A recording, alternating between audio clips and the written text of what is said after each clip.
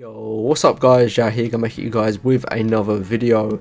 Now lately I've been playing so much Overwatch 2 and yeah, I thought I would do a settings video on it. We're obviously going to be mainly going over the controller settings, but also we'll be doing all settings, sound, audio, gameplay, interface, absolutely everything. So if this video does help you out, leave a like on it, subscribe if you're new, and yeah, let's just get on with the video. So for any of you looking to change your settings, now I played a lot of Overwatch 1 and I think I never really messed about with my settings, but I only really played in like the when the game kind of come out in like 2016 and then like I played like through to 2017. Now like settings is like a really big thing in every game, right? Before it wasn't really, for me anyway, personally, settings, everyone kind of only tampered with them a little bit. But yeah, so the first thing I'd recommend doing on Overwatch 2 is just go into like the little training bit when you click play, and then go training, and then it's like the practice range. Just come here first. The reason for this is just so you can change your settings. So look, I can change my settings whilst I'm in here, and if you don't like anything you can then change them back. So if we just start here, let's just go to the video quick. I'll just go over this just quickly. These are what I keep mine at. I believe I've put I want to say the gamma correction up a bit, and maybe the brightness down, not too much, but look, these are all like these sort of settings, so it doesn't really make too much of a difference, but there's definitely some stuff that you can do here, right? Display performance stats, almost I don't really need to do any of that, so I just leave that just like that. Now yes, now for sound, master volume 100, sound effects 100, music 60. Now I don't mind the Overwatch music. I know a lot of people mute stuff like this, but I actually don't mind it, so I just keep that there. In-game voice volume, keep that at 100 as well, just in case you're in voice chat. I mean, this is kind of preferable to you, right? Audio mix, headphones, I'm wearing headphones, I keep it on headphones, that's what works best for me. Play sound when enemy eliminated, yes, and teammate, yes. And yeah, this is just voice chat stuff, you do as you wish. But anyways, look, on to the main stuff, right? So control, so these are my settings here, just the brief kind of settings, but obviously there's advanced, you can go into it a lot more, and then you guys can kind of go from there, right? So horizontal and vertical, I do mine at 40-25, but what I'd recommend doing is changing it, go into this obviously like practice mode, and then go from there. For those of you that like play COD and you just think like you'll do the same sensitivity, obviously Overwatch does play a bit different, so keep that in mind. It might be similar, your sensitivity on this, but you can definitely play around with it, and depending who's like your main, who you're playing the most, kind of depends. So really have a good kind of thing on this, right, of getting your sensitivity right first. So aim assist strength and aim assist window size, I keep that on 100 at all times. That's just what I've been playing on.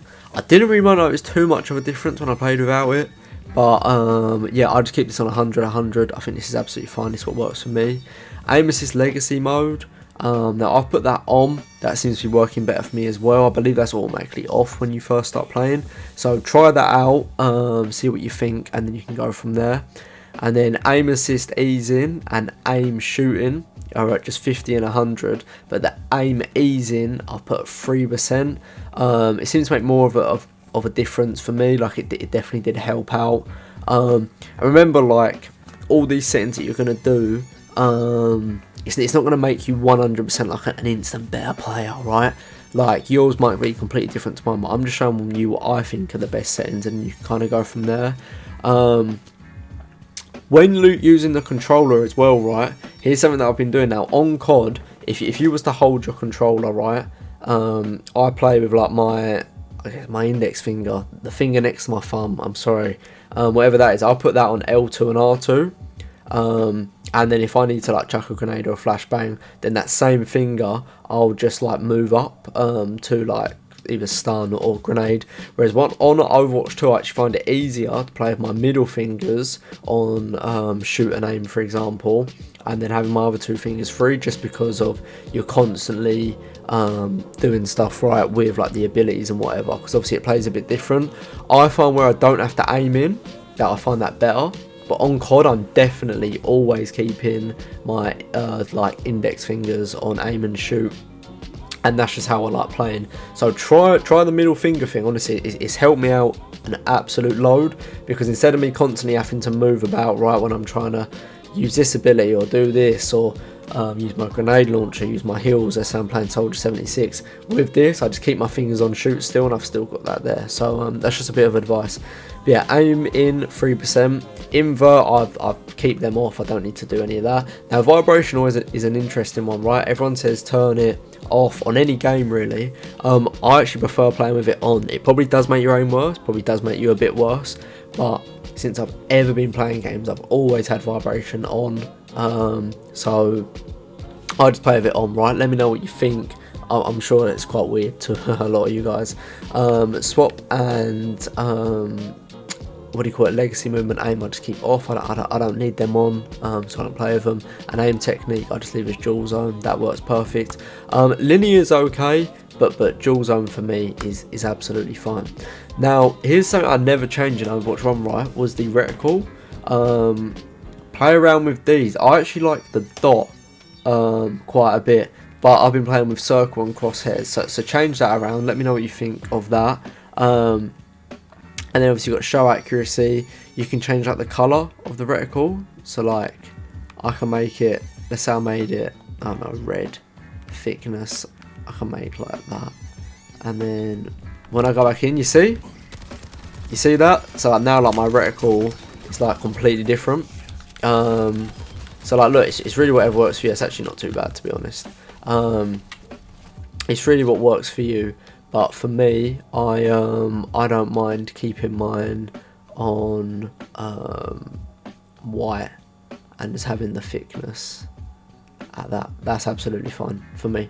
Right, but look, you've got all these other like detailed things here where you can change the opacity. Obviously, like look, if I was to make that like 100, the opacity, you can't see through. So before, it's not really that noticeable. The white, you could actually, if I looked at this right, you could actually see the black through the white, but now it's like completely in the way, which I guess it's absolutely fine. This sort of stuff, right, it's just customizable for you, whatever you like. So definitely go through this and see what's going on. You can literally change everything here, which is it's really in depth, so it's really good. Allied health bars, default, absolutely fine. Show friendly outlines, default, I'll keep that on, that's fine. Now for the movement, I've got rid of toggle crouch and just put crouch as R3 so that I can always do this. Now this is another thing to keep your accuracy. So if you hold down, what do you call it, R3, because I don't like it right when you like, if you press it once you stay down, then you have to press it again to come up. I kind of like having it like this. So like look, if I hold it, I stay down. If I let go, I go up. With the other one, if you just tap it once, you'll stay down. Because like obviously look, you're more accurate when you're crouching. I'm never really crouching whenever I'm playing, I'm going to be honest, but times are getting tough out there and I crouch down, your accuracy is going to improve, and it's pretty decent, you know. So definitely just try, because I don't like having crouch on circle, right? That's never something that's worked for me. I've always played is it tactical on COD. So yeah, just do that, let me know what you think. But anyways, we carry on. I've kept all these the exact same, so these are just default. That's just how I like playing, that just works for me. Interface, did I move anything? No, these are absolutely fine. I don't know, to challenges. These are absolutely fine. Communicating, select date, replay. Yeah, that's absolutely fine. All good. So then on to gameplay. I just keep this on. Obviously, all of this, there's my settings, right? Everyone's going to be different. This isn't too important. HUD, kill feed display on, play sound when enemy eliminated on, play sound when teammate is eliminated on, just so that you know who's kind of around you. Obviously when you're in the moment and you don't know if anyone died, then you might not really know what's going on. If there's a noise though, you can kind of hear that your teammates have died. Tips, I don't need them. Snap death camera to killer, that's what I have on.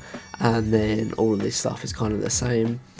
Socials the same. So yeah, on accessibility, I'm changing camera shake to reduced, HUD shake to off, reduced menu movement to off, and then obviously color blindness. You can mess around and change the colors of your enemies tags, your friendlies and everything like that, and then text to speech. I just keep that the exact same. What that does there with the shake, right, is if you're actually shooting, you notice like a slight like shake. It's just kind of like a realism thing, right, in like the HUD and the actual screen itself. But when you turn that off, you don't get that anymore, so it's slightly less distracting. It's just like a minimal thing, but it's actually quite effective, so I'd recommend taking that off. But yeah, look, these are my settings and what I've been running on Overwatch 2. Let me know what you guys thought in the comment section down below. I really hope you guys enjoyed today's video. Who are you playing as Overwatch 2 as your main? Let me know in the comment section down below. But look, thank you guys so much for watching the video, and yeah, hopefully I'll see you in the next one.